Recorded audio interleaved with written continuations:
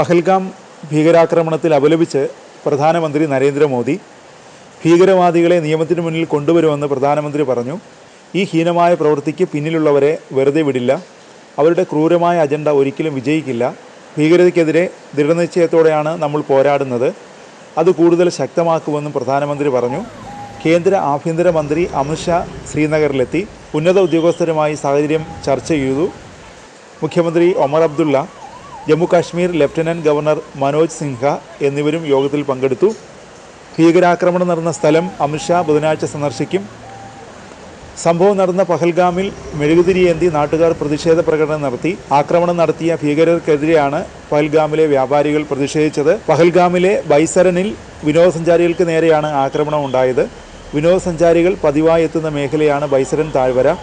മേഖലയിലേക്ക് ട്രെക്കിങ്ങിന് പോയവർക്ക് നേരെയാണ് ആക്രമണം ഉണ്ടായത്. തോക്കുധാരികൾ വിനോദസഞ്ചാരികൾക്കരികിലെത്തി വെടിയുതിർക്കുകയായിരുന്നു എന്നാണ് ദൃക്സാക്ഷികൾ പറയുന്നത്. കാൽനടയായോ കുതിരപ്പുറത്തോ മാത്രം എത്തിച്ചേരാൻ കഴിയുന്ന പ്രദേശമാണ് ഇവിടം. ചൊവ്വാഴ്ച ഉച്ച കഴിഞ്ഞ് 2:30യോടെയാണ് പഹൽഗാമിൽ ആക്രമണം നടന്നത്. വിനോദസഞ്ചാരികൾ പ്രകൃതി ഭംഗി ആസ്വദിച്ച് നിന്നിരുന്ന സ്ഥലത്തേക്ക് തോക്കുമായി എത്തിയ ഭീകരർ എവിടെ നിന്നുള്ളവരാണെന്ന് ചോദിച്ച ശേഷം വെടിയുതിർക്കുകയായിരുന്നു. വളരെ അടുത്തു ചെന്ന് നിന്നാണ് ഭീകരർ വെടിവെച്ചതെന്നാണ് ദൃക്സാക്ഷികൾ പറയുന്നത്. പട്ടാള വേഷത്തിലാണ് ആക്രമികൾ എത്തിയതെന്നും ദൃക്സാക്ഷികൾ പറയുന്നു. ആക്രമണത്തിന് ശേഷം ഭീകരർ ഓടി രക്ഷപ്പെട്ടു. ആക്രമണത്തിന്റെ ഉത്തരവാദിത്തം ലഷ്കർ ഇ തയ്ബ അനുകൂല സംഘടനയായ ദ റെസിസ്റ്റൻസ് ഫ്രണ്ട് ഏറ്റെടുത്തു. 2019 ഓഗസ്റ്റിൽ ജമ്മു കാശ്മീരിലെ ആർട്ടിക്കിൾ 370 റദ്ദാക്കിയതിനെ തുടർന്ന് ഉയർന്നു വന്ന ഒരു പുതിയ തീവ്രവാദ സംഘടനയാണ് റെസിസ്റ്റൻസ് ഫ്രണ്ട്. ലഷ്കർ ഇ തയ്ബ അനുകൂല സംഘടനയാണിത്. 2019 ഒക്ടോബറിലാണ് ഗ്രൂപ്പ് സ്ഥാപിച്ചത്.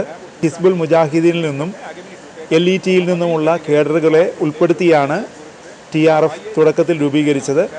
LETയുടെ പ്രോക്സി സംഘടനയായാണ് കേന്ദ്ര സർക്കാർ TRFനെ വിശേഷിപ്പിക്കുന്നത്. 2023 ജനുവരിയിൽ ആഭ്യന്തര മന്ത്രാലയം TRFനെയും അതിൻ്റെ എല്ലാ മുന്നണി സംഘടനകളെയും നിരോധിച്ചു. 1967 നിയമവിരുദ്ധ പ്രവർത്തനങ്ങൾ തടയൽ നിയമപ്രകാരം ആഭ്യന്തര മന്ത്രാലയം അവയെ തീവ്രവാദി സംഘടനകളായി പ്രഖ്യാപിച്ചു. കഴിഞ്ഞ കുറേ വർഷങ്ങളായി കശ്മീരി പണ്ഡിറ്റുകൾ, കുടിയേറ്റ തൊഴിലാളികൾ, സുരക്ഷാ സേന എന്നിവർക്ക് നേരെയുള്ള ആക്രമണങ്ങളിൽ ഭൂരിഭാഗവും നടത്തുന്നത് TRF ആണ്. 2024 ഒക്ടോബറിൽ ജമ്മു കാശ്മീരിലെ ഗന്ദർബാൽ ജില്ലയിലെ ഒരു നിർമ്മാണ സ്ഥലത്ത് ഒരു ഡോക്ടറും 6 കുടിയേറ്റ തൊഴിലാളികളും കൊല്ലപ്പെട്ട ആക്രമണത്തിൻ്റെ ഉത്തരവാദിത്തം TRF ഏറ്റെടുത്തിരുന്നു. TRF ഉൾപ്പെട്ട മറ്റൊരു പ്രധാന ആക്രമണം 2020 ഏപ്രിൽ 1 കുപ്വാരയിലെ കേരൻ സെക്ടറിൽ നിയന്ത്രണ രേഖയ്ക്ക് സമീപം നടത്തിയ 4 ദിവസത്തെ വെടിവെപ്പായിരുന്നു.